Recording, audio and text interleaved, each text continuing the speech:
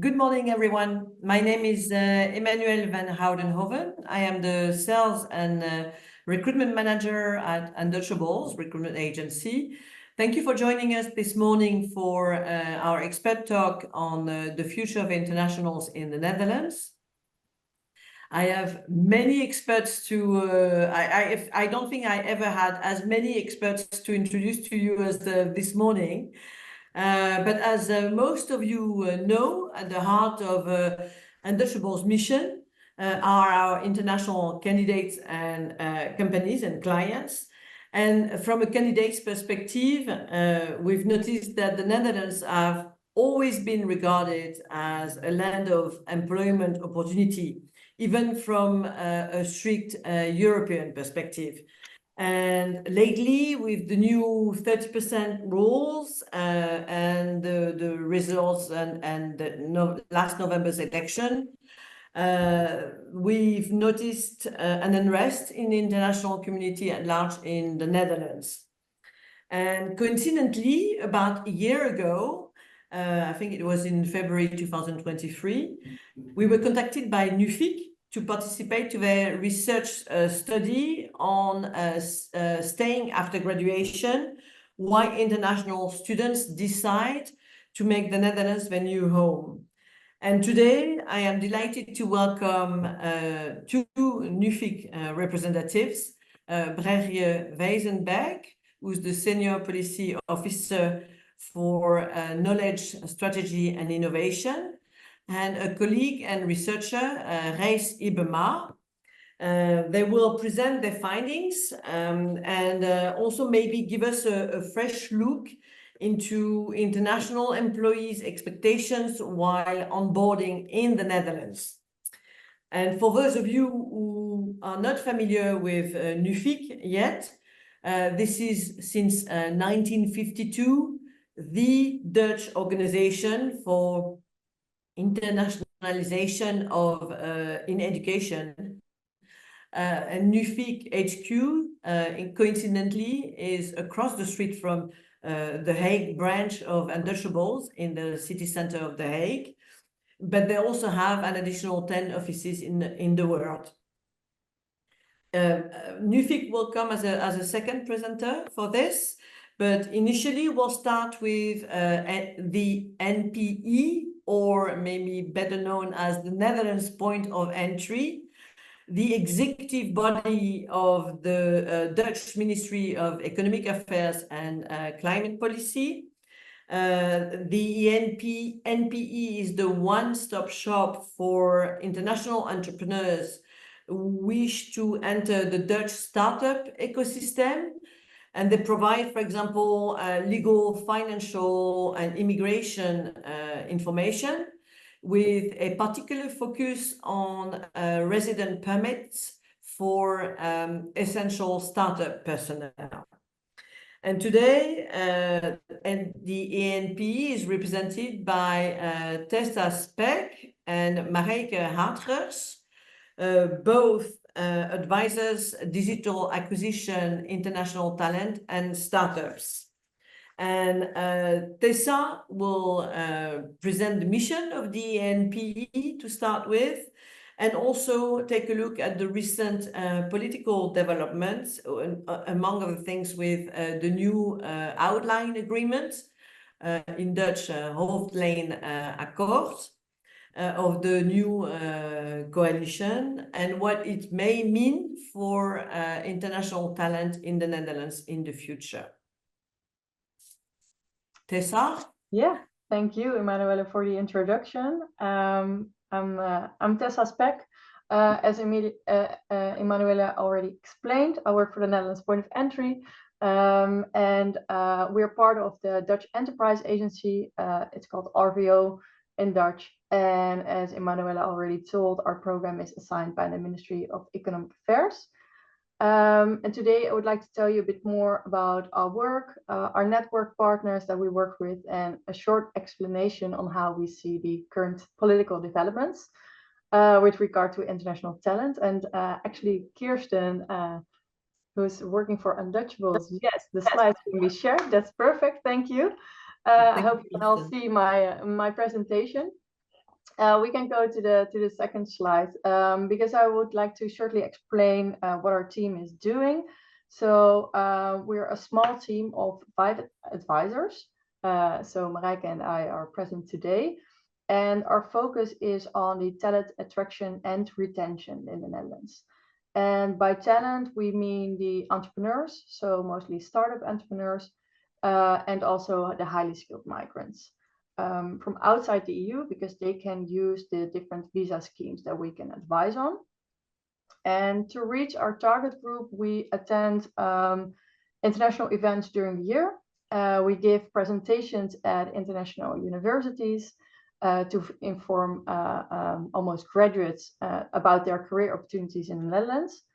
And I have to say our approach is quite personal because if someone reaches out to us, they can ask for a one-on-one meeting to discuss their personal situation, and we can help them, for example, with improving their business pitch to apply for the startup visa or connect them with one of the facilitators. The next slide shows you an overview of the different visa regulations that we advise on. So for the entrepreneurs, we have the startup visa and the self-employed visa. For a startup visa, it's very important that you bring a very innovative idea to the Netherlands. And for the international talents that want to work in the Netherlands, we advise on the highly skilled migrants visa or essential personnel for startups. And I think there's also a chance for us to advise the employers themselves about these visa regulations to hire international talents. And last but not least, we advise on the orientation year visa for graduates. They can explore their opportunities in the Netherlands for 1 year and might start their career here in the Netherlands. Next, I would like to give you a small overview of the network partners that we work with. Because I said before, we are a small team, but we're operating in a very large network. And I think this first one is interesting for the audience because this is the International Talent Advisory Group, the ITAG. And as you can see on this slide, we show you the companies that join the ITAG. So it varies from very large companies like ASML and bol.com, for example, but also smaller companies can join the ITAG. We would like to have a representation of companies throughout the whole Netherlands. And the requirement to join the ITAG is that you hire international talent. And what we do with the ITAG is I think we started with it 2 years ago, because we saw that employers need like a bridge between policymakers and themselves, because sometimes it can be quite challenging to hire or onboard international talent. And ITAG, we meet each other, I think 2 or 3 times a year. And for every ITAG meeting, we have a different theme that is relevant. So for example, the last ITAG meetings were about knowledge security, for example, or also topics like soft landing or talent attraction. And we always invite the policymakers themselves. So, for example, Ministry of Justice was present, or policymakers from the Ministry of Economic Affairs. And it really helps the employers to understand sometimes why the policy is as it is. But it also helps to just give input for the policymakers themselves. My colleague Homera, she is coordinating this ITAG, and she asked me, like, you can give this announcement. If you are interested to join the ITAG, you can send an email to nlentry@rvo.nl to schedule a one-on-one meeting with Homera to see if you would like to join the ITAG. Next slide is about our talent coalition. We started with a talent coalition in 2019. And the idea was to combine the strengths of the different regional partners, but also some national partners like Nuffic. Nuffic is also involved, but also TechLeap, Academic Transfer, to really focus on topics with regard to talent attraction and retention. So 4 times a year, we organize these talent coalition meetings in which we focus on the talent attraction and retention topics. And it's important to say that our target audience is STEM talent. We always say it's science, technology, engineering, mathematics. So talents who want to work in these sectors, we focus on. And together with the Talent Coalition, we developed different online channels, which I will elaborate on later in my presentation.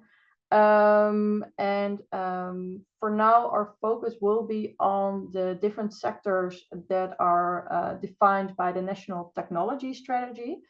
They define 10 sectors that are of high importance. It's a document from the Ministry of Economic Affairs. For example, topics are, for example, photonics, cybersecurity, or quantum computing. And we really want to focus on attracting the talents in these sectors. Our last slide about the partners is the NL Startup Facilitator map. As I said before, we also advise on the startup visa. And one of the requirements to apply for the startup visa is to partner up with facilitators. So this map really shows a nice overview of all the facilitators that we work with.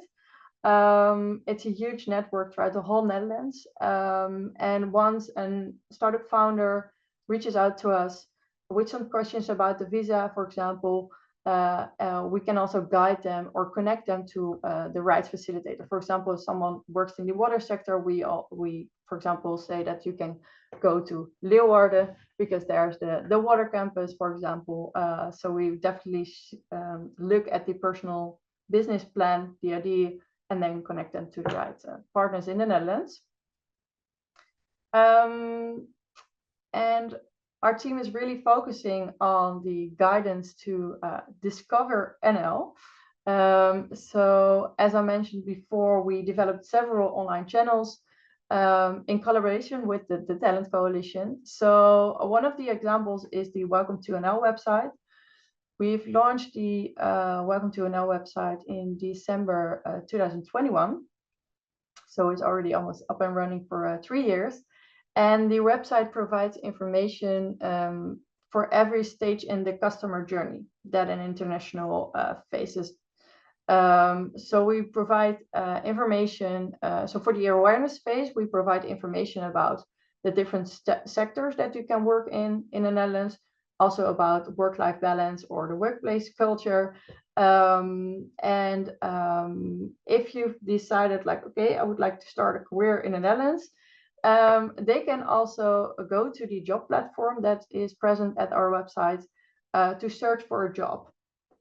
The job portal, the Talent Coalition is responsible for the job platform, so for all the companies that are present at the job portal.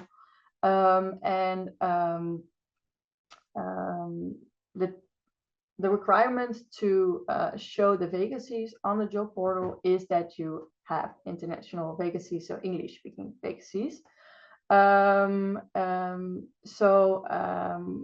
If you've decided to come to the Netherlands, you found a job, we have created also a relocation tool together with the International Welcome Centers. We developed the relocation app with all the practical information about what you need to arrange before you're moving to the Netherlands, what you need to arrange when you arrive, and some practical tips about, for example, finding a house in a different city. So the relocation app can be created, or you can register at the website of the Welcome to NL website, and then you will receive your personal link because you have to tick some boxes. So for example, if you come to the Netherlands and you bring your family or your spouse, you will also receive information, for example, about daycare or international schools. But if you will come to the Netherlands on your own, you will this information will be left out. And if you also tick the box of I'm going to The Hague, you will receive the information specifically about the region of The Hague. So if it's possible, we will show you the video of the relocation app and the presentation. So you are planning to relocate to the Netherlands. There are a lot of things you have to take care of. Have you thought about residence permits, registration, housing, and healthcare? Welcome to NL Relocation App. We'll provide you with a step-by-step checklist, so you know what to arrange before you move, once you arrive, and when settling in. How does it work? To use the app, go to the Welcome to NL website and select which situation applies to you. You will get different information based on where you are from, the region you want to live in, your work, and family status. In the app, you can find information and handy tips. If you have questions, the app will connect you to your local international centre, government agencies, and service providers for help. We hope to see you soon in the Netherlands. Thank you, Kirsten. Yeah, so that was about the relocation app. We recently created a nice article in collaboration with Undutchables as well. Feel free to share the relocation app with or the link to the form to register with people who need this, definitely need it. Sometimes we hear from the audience that they told us like, oh, I wish I knew this before I relocated to the Netherlands. So feel free to share, to spread the message about this app.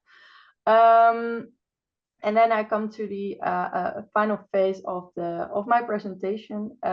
So when I talked to Emanuela a couple of months ago already, they asked us to join the webinar and if we could tell something about the political developments.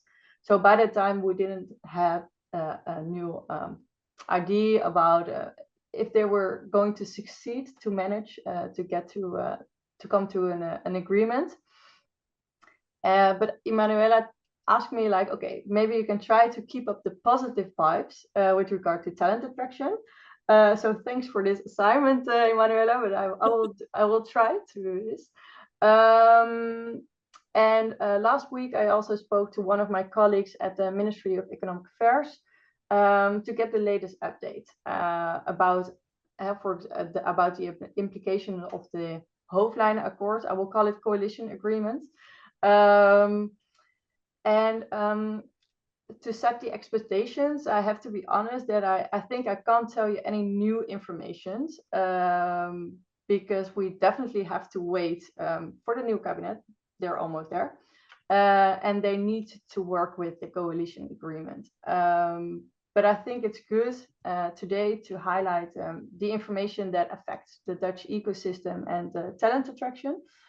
So first of all, I wanted to highlight that they stated in the coalition agreement they would work on strengthening the positioning of the Dutch business ecosystem due to a stable and predictable policy. So I think this is something that we can all agree on, that this is something that's really necessary. Clarity is really important also for a talent who might want to pursue a career in the Netherlands. And next to this, they stated that the available talent pool is still important to strengthen the economy, which implies that we still need to attract international talent. We need this talent in the Netherlands to keep up our innovative ecosystem. And also study and knowledge migration were mentioned of importance to the Dutch economy. So this, yeah, I wanted to highlight some positive points.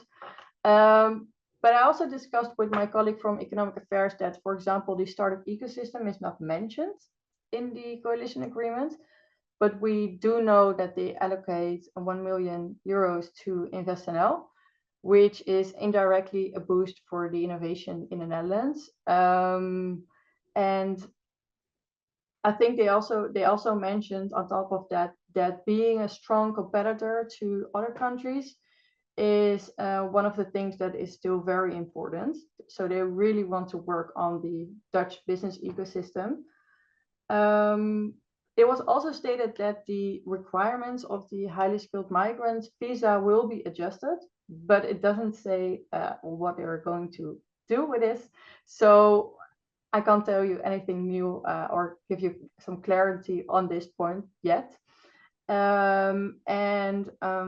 So that was actually the highlight with regard to talent attraction with the Dutch business ecosystem within this coalition agreement. And next to this, I also wrote down the 30% ruling because I know that it's important for some of you.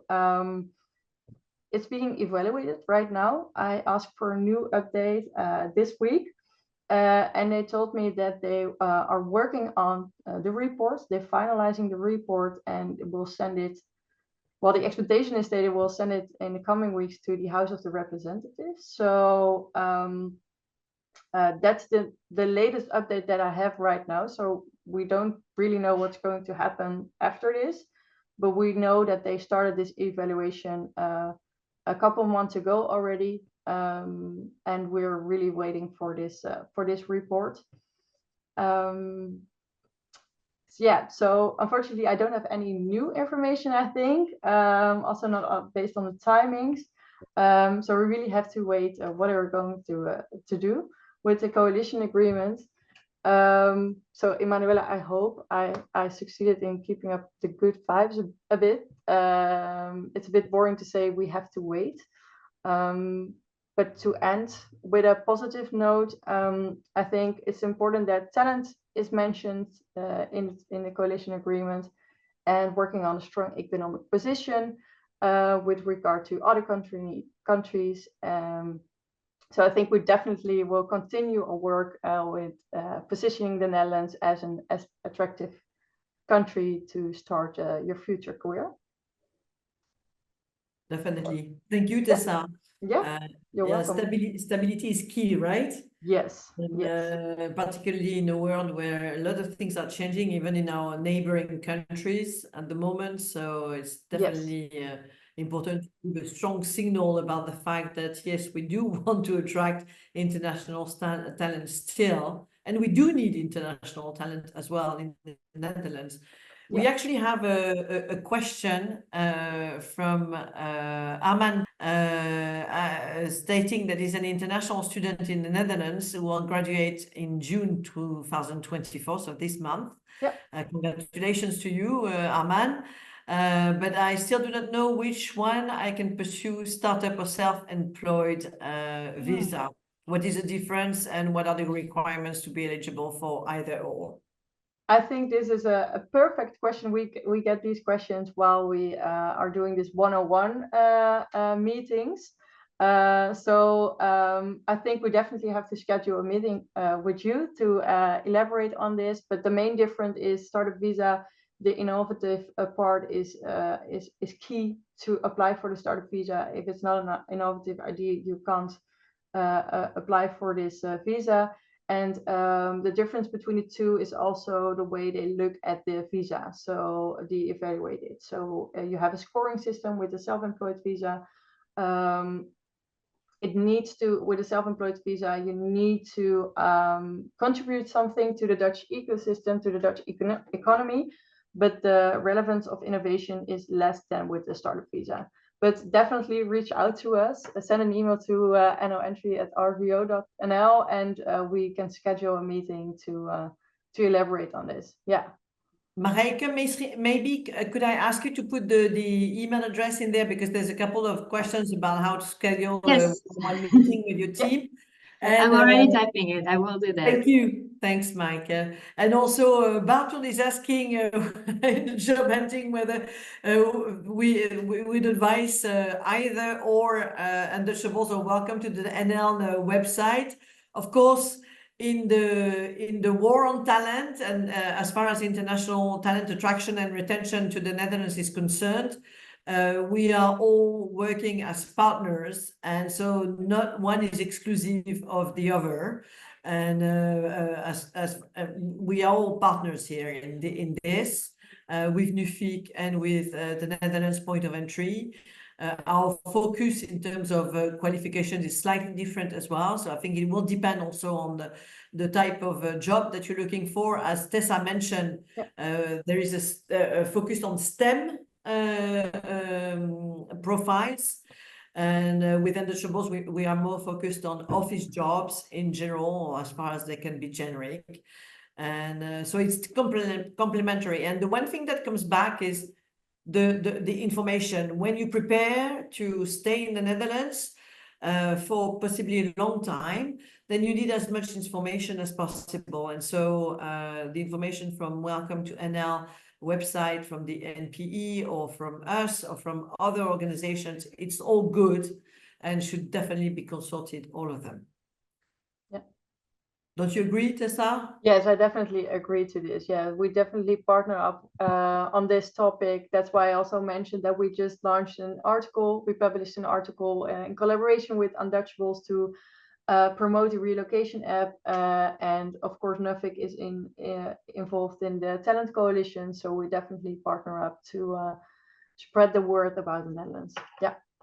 And thank you, Brerje. And this is a perfect way to switch over to Nuffic, because I see that Brerje has also mentioned to Armand the fact that it could definitely apply for what is called a zoekjaar visum, a search-year visa in the Netherlands. Indeed, because if you just graduated here, then you have a 1-year buffer that allows you to search for and take the time to search for a position. So use that definitely, and use it as early as possible, because we see from an Undutchables perspective a lot of candidates who will start the search within the search visa relatively late in the process, and it takes time to find work. So just make the most of it and use up all the chances you have and all of the time that you have in that process. And Brerje, thank you for mentioning that on the chat. And this is all to you now, you and Gijs, actually. Yeah, thank you so much. And before we go over to our presentation, I think it's also good to mention that you can use your zoekjaar up to 3 years after graduation. So what they also advise at Netherlands point of entry, maybe try the startup visa or another visa first. And then, yeah, you can see how it goes. And also, I must also say with it that we hear from a lot of graduates that it's quite expensive to live in the Netherlands. So that is also something to take into account, that when you go and make use of your orientation year, then beware that, yeah, you probably will have to work quite a lot to just pay for the rent and all of that. Anyway, let me go to the business of Nuffic. And I'm really happy to be invited here. So thank you so much, Emmanuel and Kirsten. And it's a great pleasure to speak to you. We are Nuffic. Nuffic is the Netherlands Organization for Internationalization in Education. That's a big mouthful. But having assumed that most of the people listening to this webinar were employers, I highlighted some things that Nuffic can do for employers. The first one is to evaluate foreign diplomas and the expertise. So also for the job seekers in the webinar, this could be a way that you can actually enhance your job search by having an official document that states what your diplomas in another country are worth in the Dutch labor market, or how they translate. Then we have Nuffic is also the organization that manages the Erasmus Plus bursary scheme. Probably some of you have already heard of it. And they do not only have subsidies for students, they also have subsidies for adults that maybe want to learn something else or have an exchange as a professional. So this is also something that you can consider as an employer, also to make it more interesting for your employees to keep them in a job, for example, teaching or healthcare. These are really great opportunities to enrich your life and gain international experience. The third way Nuffic helps employers is that we help universities in their role as employers, universities and research centers. And here we have very specialized expertise on immigration, regulation, and different processes on how to hire international people, both on the highly skilled work permit, but also on the researcher permit. So this researcher permit is something that is mainly used by universities, but also by some companies that are located on the premises of universities.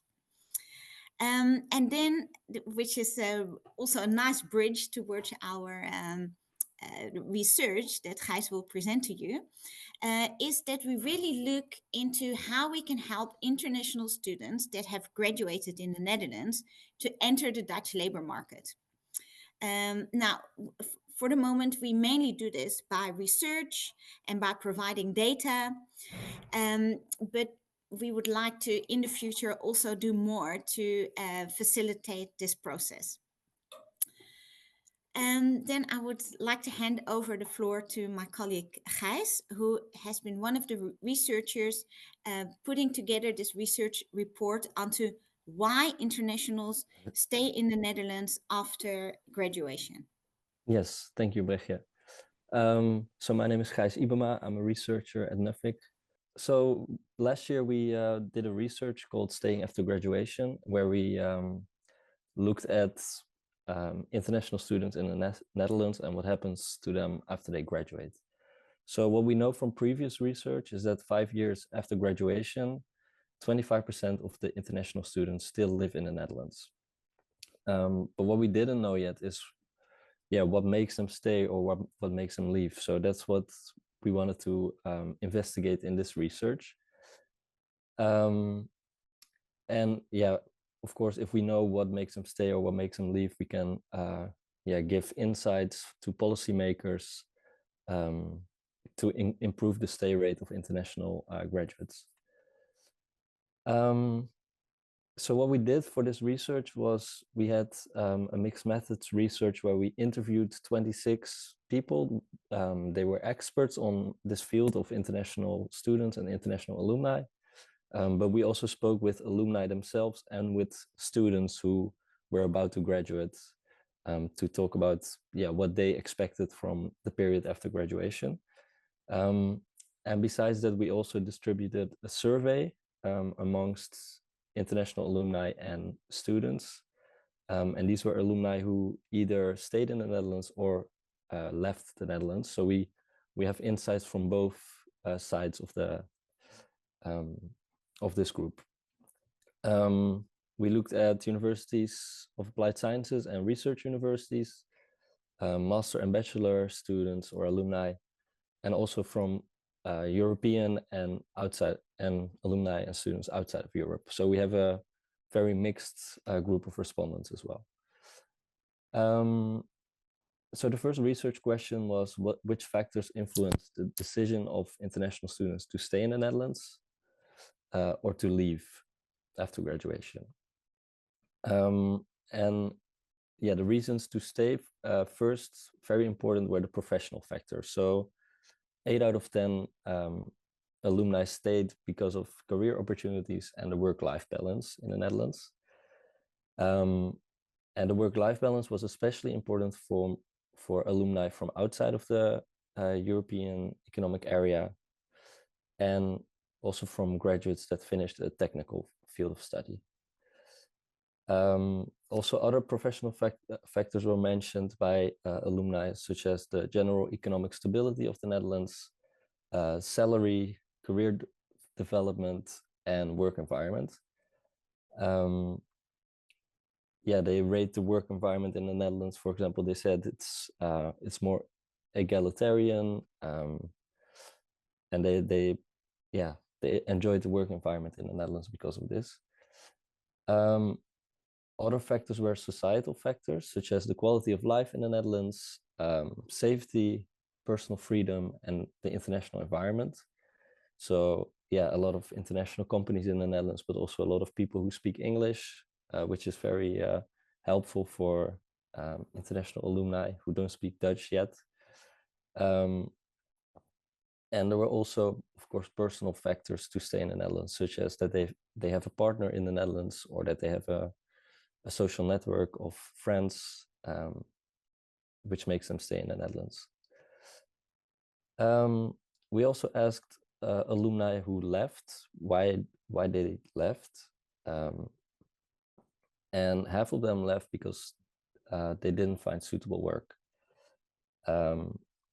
4 out of 10 left because they could not finance their lives, and 3 out of 10 left because of language barriers.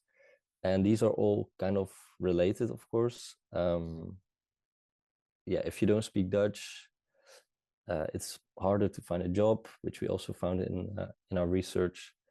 And if you don't have a job, yeah, it's more difficult to finance your life and to stay in the Netherlands. So the factors are all interrelated.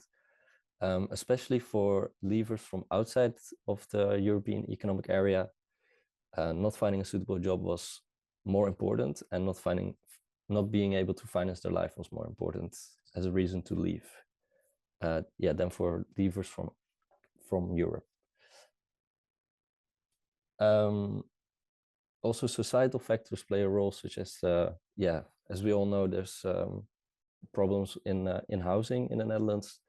And 4 out of 10 left because they could not find suitable housing. And 6 out of 10 alumni from outside of Europe left because they could not get a residence permit, which is, of course, also related to not being able to find a job, because often, yeah, to get a residence permit, you need to have an employer who sponsors the residence permit. Other factors were personal factors, the lack of a social network or not feeling at home, but also other things such as not feeling welcome, health problems, and yeah, missing their family or loved ones. Or we also heard someone who said they had to take care of their parents in their home country because they were ill. So a lot of different reasons. The second research question that we answered were what are the challenges for international alumni who want to stay in the Netherlands? And there were a couple of challenges that I will discuss: the language barriers, the lack of professional network, discrimination, and adaptation issues, and practical issues. Yeah, so one of the biggest challenges was the language barriers, especially when looking for a job. The Dutch language requirements when applying for jobs were a big challenge. This was especially true for certain types of jobs, such as client-facing jobs, and also in certain fields, such as the social sciences. But on the other hand, for technology or IT jobs, the Dutch language requirements were not that important, and were not that big of a challenge. Also, what we heard is that the competition for English-speaking entry-level positions is very high, and also that some people were rejected not because of the more technical Dutch language requirements, but also the more informal language requirements in a job. If everyone in the office speaks Dutch, for example, at the coffee in the coffee corner, and some employers think it's more difficult for someone who doesn't speak Dutch to fit in with this group, and this can be a reason to not hire them. There were also language barriers at work, such as that the company communication is only in Dutch, for example, and the alumni face problems with this, and also outside of the workplace.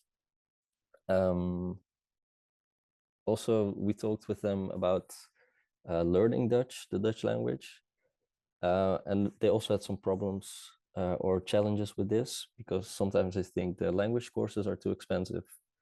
They have a lack of time or motivation to learn Dutch, or they start just too late with learning the language.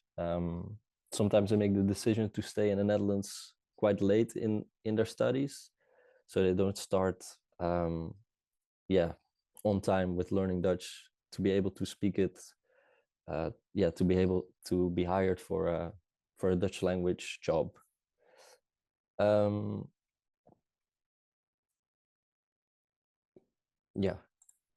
Then housing issues were another challenge. 6 out of 10 stayers faced difficulties with finding housing. A lack of professional network was a challenge that was mentioned, and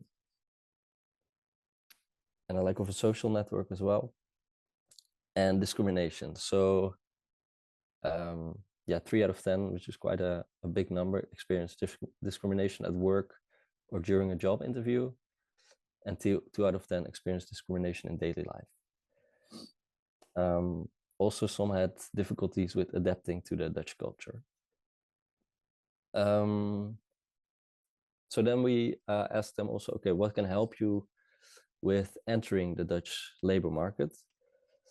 And actually, one of the most important, most helpful things was financial support during the job search.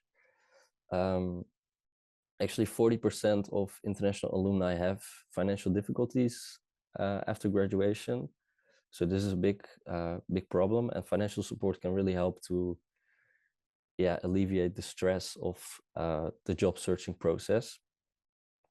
The second helpful thing was a professional network. Yeah, of course, this helps with getting information about new jobs, new vacancies. And they're also very positive about career events, because there they can extend the network. So it's very important that they go to these events. The third helpful thing was speaking Dutch. As I just said, Dutch language requirements are very important in finding a job, and a lot of alumni face challenges with this. So speaking Dutch really helps to find a job and also to feel part of the workplace. There were other helpful factors to find a job, such as internships, social support, and career counseling and mentoring.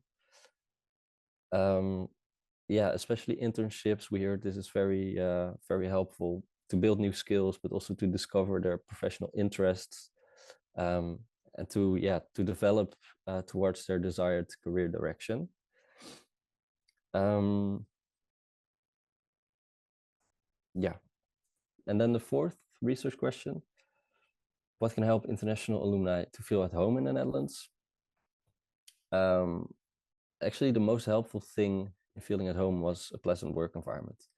9 out of 10 of the respondents from our survey said this is important.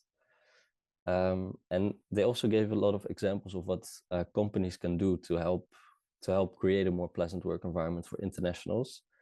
For example, to have cultural exchange events at the office, also to have meetings and company communication available in English, so not only in Dutch, but to give a more inclusive communication where also the communication is in English. And also that their management has a kind of openness to different communication styles and different styles of working. So everyone can fit in and be themselves and work in the way that they feel comfortable. Then the social network is very important in feeling at home. Having a group of friends, of course, gives a sense of community and feeling of belonging. Having a partner or family in the Netherlands helps a lot with feeling at home. And also having Dutch friends, being in contact with Dutch people helps to also better understand the Dutch culture and feel more at home. And practical matters are very important. So this is a good bridge to what Tessa just presented, that it's practical matters are, it's just very important to be familiar with how the system works, so then they feel really part of the society as well and feel settled. And speaking Dutch, of course, is also very important. For 7 out of 10 respondents, it makes the daily life easier. And it makes you being part of everyday life So there were the results for the research. The research is available online.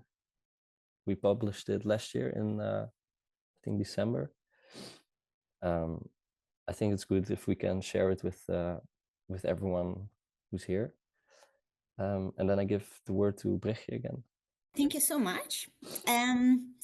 We actually, in our research, we have been focusing a lot on what the students and the graduates think, what the government thinks, what the data are. But actually, one of the missing gaps in our knowledge is how employers actually think about hiring graduates and how they seek contact with international students. That's why this year we are actually doing a research to question this group of employers.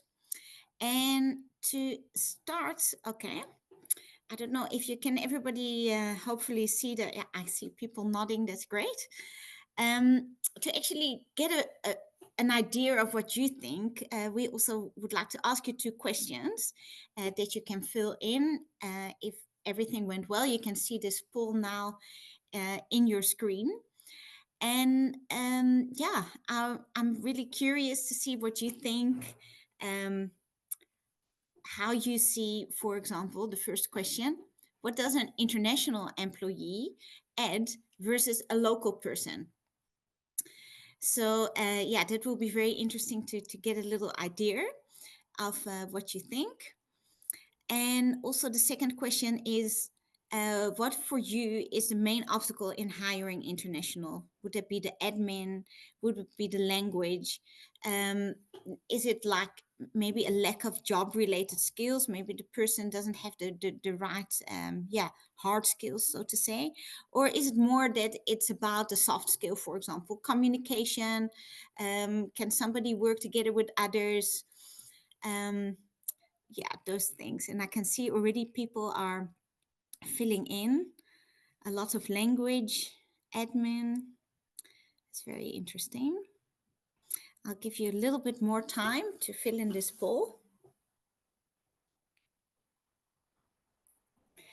It's a race between the admin and the language. Okay, I think I'm going to end the poll here and see if we can. Yeah, if we see, okay, admin has won, followed by language, and a little bit of soft skills and others. It will be very interesting to hear, maybe for the person that has filled in others, to maybe put that in the chat. And Gijs, if you maybe can put it to the next slide. In general, we are just very curious to hear what you say. And that is why this year we are doing a big research where we're going to question employers. And this research will be quite similar to the one that we've done for the graduates, which will be a questionnaire, but also we're going to have some focus groups. And during this focus group, we invite all employers to come and join us, share ideas with us.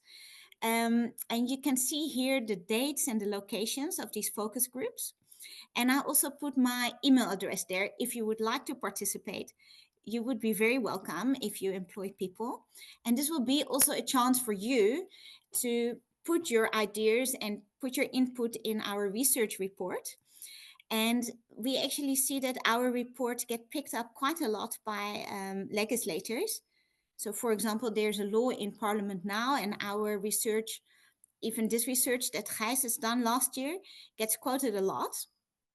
And today, also later today, we're going to explain this in Parliament. So for you, really, this opportunity, we would love to hear from you, but also not just hear from you and put a report in a drawer. No, we would really like to then go and put this under the attention of the people that make decisions in the Netherlands. So hopefully take a photo of the slides, send me an email if you would like to participate.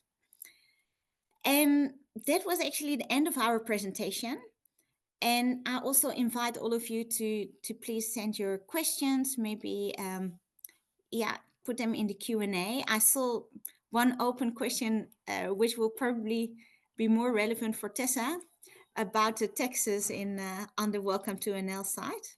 Yeah, there is one question indeed from Floris stating, as an employer, we regularly hire international people, but I experienced that people really struggle to get insight in what they will earn when they work in the Netherlands, even though we offer a gross salary range.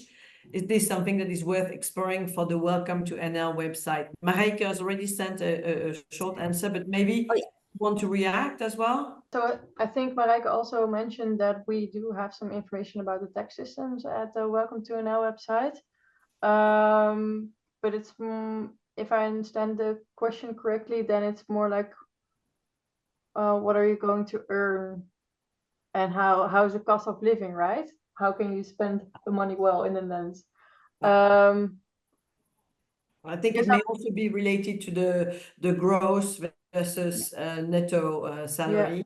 And there are actually some calculators for that, even online. We help candidates regularly with that type of questions. And also to understand for both employers and candidates, what is the difference between a gross and a netto salary? Because from one country to the other, it varies greatly. Yeah, I think we can elaborate a bit more on this at Welcome to NL website. So that's a good idea indeed. Yeah. Maybe if I can also add to this, I mentioned earlier this network that we have for universities and research centers as employers.